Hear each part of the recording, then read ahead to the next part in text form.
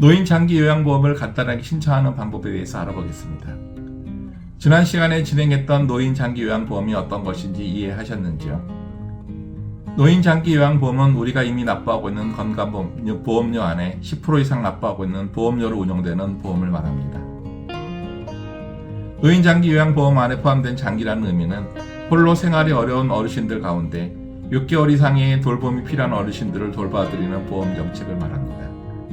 이와 관련의 업무를 담당하는 기관은 국민건강보험공단입니다. 보건복지부가 관리하는 건강보험공단에는 지역별로 각 지사가 있는데 대체적으로 구별로 하나씩 있다고 보시면 되며 지방자치단체로 가면 시와 군 단위에 하나씩 있다고 봅니다. 노인장기요양보험 급여를 받기 위해서는 각 지사에 가서 신청하시면 됩니다. 그러나 이런 급여를 받기 희망하는 어르신들의 대부분이 거동이 어려운 분들입니다. 따라서 직접 방문해 급여 신청을 하기에는 무리가 있습니다. 가족이나 이해관계인, 즉 주민센터, 시군구 관계자 등이 대리 신청을 해드릴 수 있습니다. 대리인이 신청을 하는 경우에 직접 방문을 할 수도 있으나 우편이나 팩스 등으로도 접수가 가능합니다. 서류를 제출하면 평가에 들어가는데 90일 정도 걸려서 공단 조사원이 어르신이 얼마나 불편을 받고 계신지 방문을 해서 평가를 진행하는데요. 이는 어르신 댁으로 출장을 가서 평가를 진행한다는 의미입니다. 급성기의 어르신, 즉 병이나 질환으로 입원을 해 장기요양보험이 필요한 경우에는 6개월 이상의 기간이 경과한 후에 신청할 수 있습니다. 이런 경우에는 노인요양병원이나 가정 모두를 방문해 조사를 할 수 있습니다. 공단 조사원이 방문해 조사할 항목은 무려 52가지나 됩니다. 주요 조사 내용으로는 신체 기능이 얼마나 좋은지, 건강한지를 판단하는 것이며 위생과 대소변, 식사와 관련된 항목들이 포함됩니다. 또 재활이 가능한지, 어느 정도 가능한지와 어르신들이 가장 두려워하는 질병의 하나인 치매 증상이 있는지도 조사합니다. 치매 증상을 조사하는 내용은 인지 기능과 관련된 내용을 평가하는 것입니다.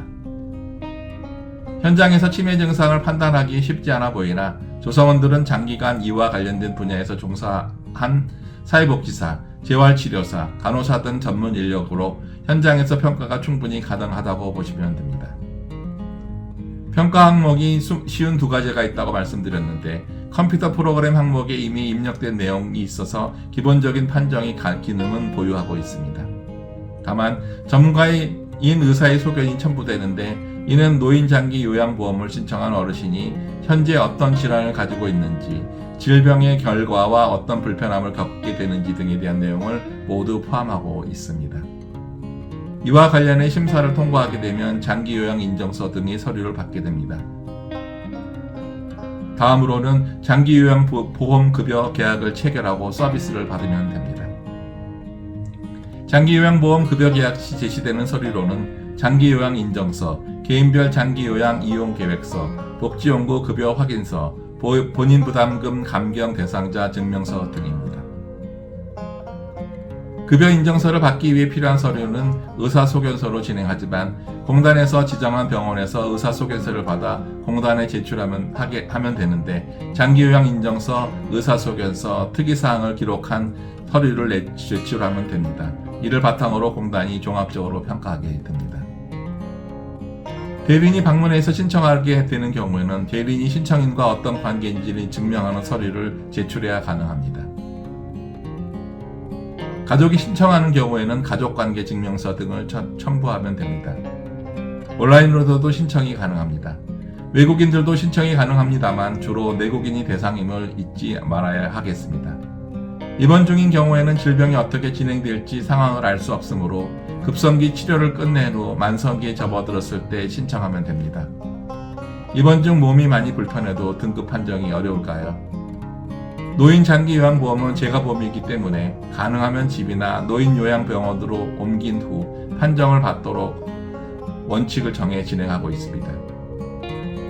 따라서 만성 질환을 치료하는 기관을 이용하는 대상자를 대상으로 지원하는 제도이므로 이를 이해할 필요가 있습니다. 등급 판정을 받은 후에 이용하는 방법에 대해서 말씀드리겠습니다.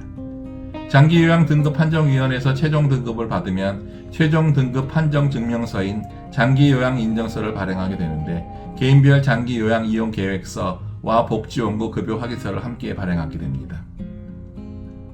개인별 장기요양 이용 계획서는 장기요양의 기본적인 토대가 포함된 내용이 들어있으며 복지연구 급여 확인서에는 대상자가 사용할 수 있는 복지연구 관련 내용이 들어있습니다. 등급을 받은 어르신은 개인의 특성과 욕구를 반영해 시설을 이용할 것인지 집에서 서비스를 이용할 것인지를 정하면 됩니다. 주로 1, 2등급은 시설 등급으로 혼자서는 거동이 불가능한 어르신을 대상으로 발행하며 3, 4, 5등급은 재가 서비스를 받을 수 있도록 발행하는 등급입니다. 1, 2등급 어르신은 관련 서류를 가지고 지역 요양원을 방문해 계약을 진행하면 됩니다. 필요하면 장기요양기관이나 공단지사를 통해 상담을 받고 도움을 받으실 수 있습니다. 아울러 건강보험공단 홈페이지에 관련 기관의 정보를 게시하고 있으므로 이를 참조하시면 됩니다. 간혹 1, 2등급 어르신이라도 집에서 서비스를 받는 경우도 있습니다. 따라서 적합한 요양기관을 찾아 서비스를 이용하면 되겠으며 예전에는 공단에서 지정한 기관을 이용했으나 오늘날은 개인이 선택해 찾아가는 서비스를 이용하도록 개방되어 있습니다.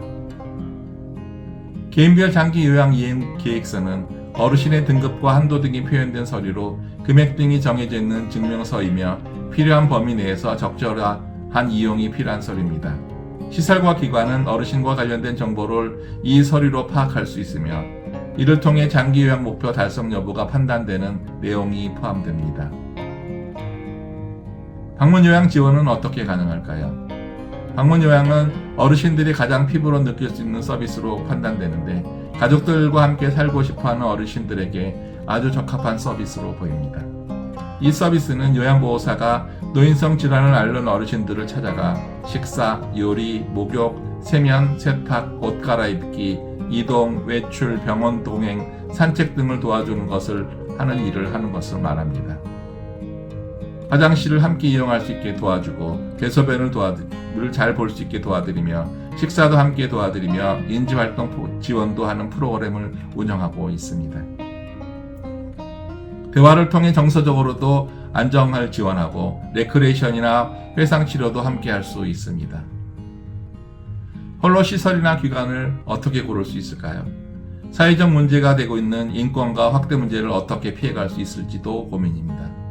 이에 국민건강보험공단은 정기적으로 장기요양기관을 평가하고 있습니다. 평가의 결과에 따라 시설과 기관의 존폐가 정리되기도 하며 시정을 통해 양질의 서비스를 제공하기도 합니다. 우리는 눈으로 서비스의 질을 볼 수 없습니다. 이에 공단은 시설과 기관을 A에서 E까지 5단계로 구분해 평가하고 있습니다. 평가는 요양원의 행정적인 시스템부터 자원봉사자에게 얼마나 개방적인지 또 어르신의 욕구를 얼마나 잘 반영하는지를 봅니다. 시설의 기관 운영, 감염병 예방 등 안전과 환경에 대한 내용, 수급자의 권리 보장과 급여 적용의 과정, 결과 등에 대한 평가를 진행하고 있습니다. 국민건강보험 홈페이지를 보시면 기관과 관련해 정보를 게재하고 있으니 자세히 찾아보시면 되겠습니다. 등급을 받은 이후에는 중증인 1, 2등급의 경우는 약 4년간 기관증, 증명서가 유지됩니다. 경증인 3에서 5등급은 2년 주기로 등급 상태와 어르신의 상태에 따라 90일 전부터 30일 전까지 시스템으로 대상자에게 알려드리고 있습니다. 요양원과 요양병원의 차이는 무엇일까요? 노인장기요양보험은 요양과 복지를 두고 말한다면 복지 시스템입니다. 요양병원은 의료기관으로 치료에 중점을 두고 있으며 재활치료에 중점을 두고 있는 기관을 말합니다. 요양원은 복지생활 공간입니다. 말 그대로 일상생활이 가능한 생활의 공간이라는 얘기입니다. 주거 공간으로서의 역할을 하는 것입니다. 가정은 복지생활 공간으로서 어르신이 일상생활을 가족과 보호자와 함께 한다는 것을 말하는 것입니다.